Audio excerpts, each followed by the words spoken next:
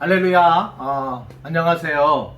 8월 18일 화요일 짱목과 말씀 수다 시간이고, 많은 분들이 아시다시피 제가 보라색을 참 좋아해서 사무실 자체가 약간 보라색 톤입니다. 오늘 보라색 꽃을 두고 함께 말씀을 나누도록 하겠습니다. 오늘 우리에게 주시는 하나님의 말씀은 사무엘하 20장 14절부터 26절의 말씀인데요. 우리 하나님 말씀을 보도록 하겠습니다. 시작. 요압이 이스라엘 모든 지파 가운데 두루 행하여 아벨과 벤마아가와 벨이 몬 땅에 이르니 그 무리도 다 모여 저를 따르더라. 이에 저희가 벤마아가 아벨로 가서 세바를 애우고 그 성읍을 향하여 해자 언덕 위에 토성을 쌓고 요압과 함께한 모든 백성이 성벽을 쳐서 헐고자 하더니 그 성에서 지혜로운 여인 하나가 외쳐 가로되 들을지어다 청컨대 너희는 요압에게 이르기를 이리로 가까이 오라. 내가 네게 말하려 하노라 한다 하라. 요압이 그 여인에게 가까이 가니 여인이 가로되 당신이 요압이니까? 대답하되 그러하다. 여인이 저에게 이르되 여중의 말을 들으소서. 대답하되 내가 들으리라. 여인이 말하여 가로되 옛사람들이 흔히 말하기를 아벨에 가서 물을 것이라 하고 그 일을 끝내었나이다. 나는 이스라엘에 화평하고 충성된 자 중 하나여늘 당신이 이스라엘 가운데 어미 같은 성을 멸하고자 하시는도다. 어찌하여 당신이 여호와의 기업을 삼키고자 하시나이까? 요압이 대답하여 가로되 결단코 그렇지 아니하다. 삼키거나 멸하거나 하려 함이 아니니 그 일이 그러한 것이 아니니라. 에브라임 산지 사람 비그리 아들 세바라 하는 자가 손을 들어 왕 다윗을 대적하였나니 너희가 저만 내어주면 내가 이 성읍에서 떠나가리라. 여인이 요압에게 이르되 저의 머리를 성벽에서 당신에게 내어 던지리이다 하고, 이에 여인이 그 지혜로 모든 백성에게 말하매 저희가 비그리 아들 세바의 머리를 베어 요압에게 던진지라. 이에 요압이 나팔을 불매 무리가 흩어져 성읍에서 물러나서 각기 장막으로 돌아가고 요압은 예루살렘으로 돌아와서 왕에게 나아가니라. 요압은 이스라엘 온 군대의 장관이 되고 여호야다의 아들 분하야는 그렛 사람과 블렛 사람의 장관이 되고 아도니람은 감역관이 되고 아일루스의 아들 여호사밧은 사관이 되고 스와는 서기관이 되고 사독과 아비아달은 제사장이 되고 야일 사람 이라는 다윗의 대신이 되니라. 네, 오늘 말씀은 우리가 어제 말씀을 본 거와 연결이 되는 말씀이죠. 결국 그 세바가 반란을 일으키고 이것에 대해서 아마샤 장군을 파송했지만 요압이 그 아마샤 장군을 살해하는 그런 모습을 보면서 요압이 힘을 갖게 되는 걸 볼 수가 있습니다. 여하튼 요압은 예루살렘으로 가서 세바의 반란을 이제 진압을 하려고 합니다. 세바는 결국 이스라엘이 사는 고장 북쪽에 있는 곳에 이제 숨어 들어가는데, 요압의 군대가 추격하는 그런 상황에 다른 성읍에서 이 세바를 받아들이지를 않는 겁니다. 오직 이제 그가 내세운 이 비그리 족속들만 그를 따라서 성읍으로 들어가게 됩니다. 그러자 15절 이하를 보게 되면 요압의 부대가 성을 포위하고 성벽의 높이만큼 이제 둔독을 쌓으면서 성벽을 쳐서 부수기 시작해요. 이게 무슨 소리인지 모르시죠? 우리가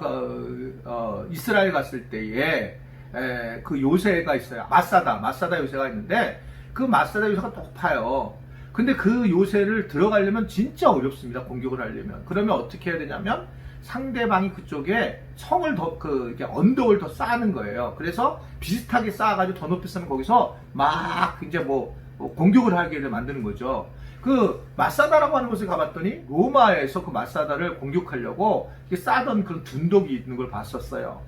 그러면서 야, 저렇게 공격을 해서 무너뜨리려고 하는구나를 봤는데, 오늘도 아마 그런 내용인 것 같습니다. 그런 상황이 되었는데, 이런 상황에 그러면 공격을 당하는데 어떤 일이 벌어지냐? 16절부터 22절에 보면 그때 어떤 한 지혜로운 여자 한 명이 있었습니다.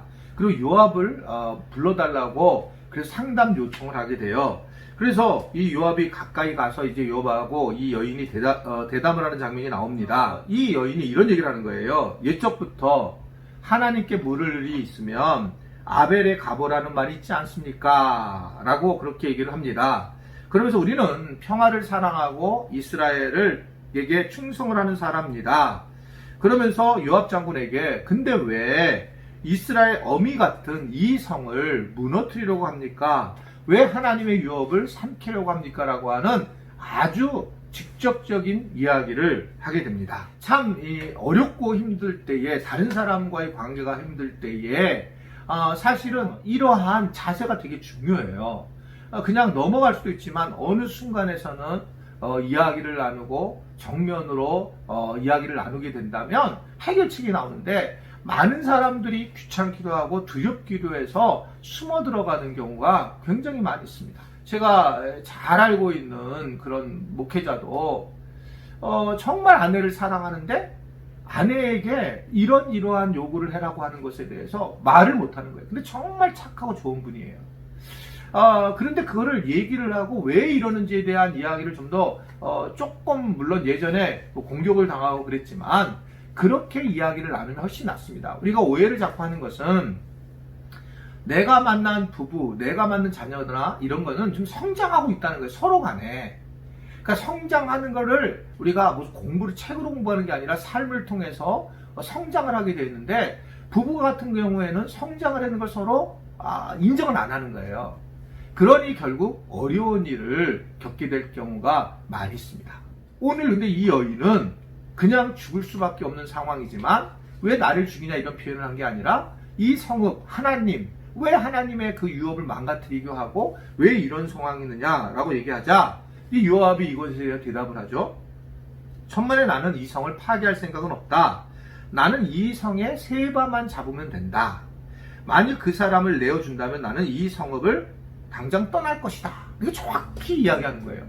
나는 이 성을 무너뜨리러 온 게 아니라 세바, 그 안에 있는 세바를 잡으려고 하는 거라는 거죠. 이 여인은 왜 그러면 이 성을 무너뜨리려 하느냐?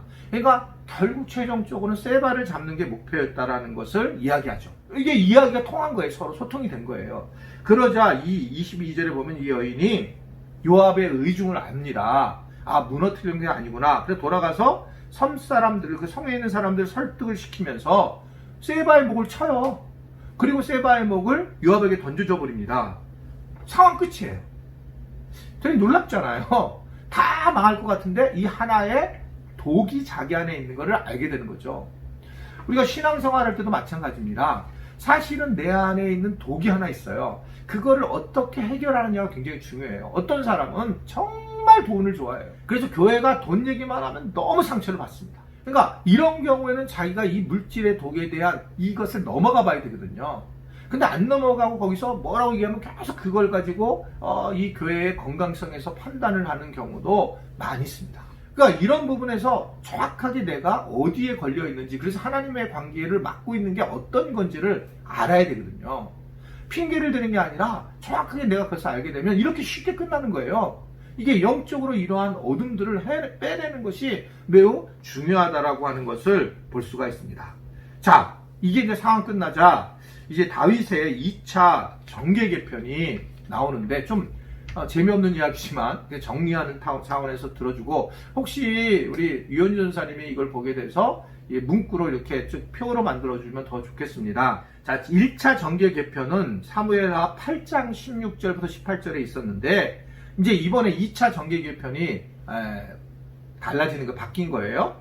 그 중에 이제 군대 장관은 1차 때는 요압이었고 2차는 아마샤로 갔다가 알다시피 요압이 다시 돌아옵니다. 복귀를 합니다. 경호대장은 1차 분해야, 2차도 분하야라고 결정이 되고요. 거기에 또 감독관은 1차 때 없었는데 부역을 하는 거, 즉 뭐 노예를 갖다가 이렇게 감독하는 부역인데 2차에는 아도람이 하게 됩니다. 사관, 왕의 대변인 역할, 청와대 대변인 역할을 했던 거죠. 1차에는 여호사밧이었는데 2차에도 여호사밧이 하게 됩니다. 서기관은 1차에 스라야였는데 2차에 스와, 대제사장 1차에 아비아달이었는데 2차에는 사독과 아비아달. 그리고 결국은 직속 제사장은 누구였냐? 보좌관 같은 거였는데 1차에는 다윗의 아들들이었는데 2차에는 이라. 이렇게 마감이 되는 것을 볼 수가 있습니다. 그러면서 정계 개편을 통해서 좀 더 견고한 왕국을 만드는, 또는 자기의 속상한 사람을 다시 세우기도 하고 자기가 가지고 하는 이권들을 내려놓는 그런 모습으로 오늘 세워지고 있는 것을 볼 수가 있습니다. 결국 오늘 말씀을 보게 되면 이 다윗의 상황을 보게 되면 여러 상황이 있는데 그런 상황 속에서 하나님께서 다윗에게 행하시는 일들을 볼 수 있어요. 다윗은 요압을 다시 장관으로 세웁니다. 다윗에게 있어서는 애증의 인물이지만 결국 세우게 되면서 그는 다윗 자체가 힘을 잃게 되는 그런 과정으로 가게 되는 걸 볼 수 있죠.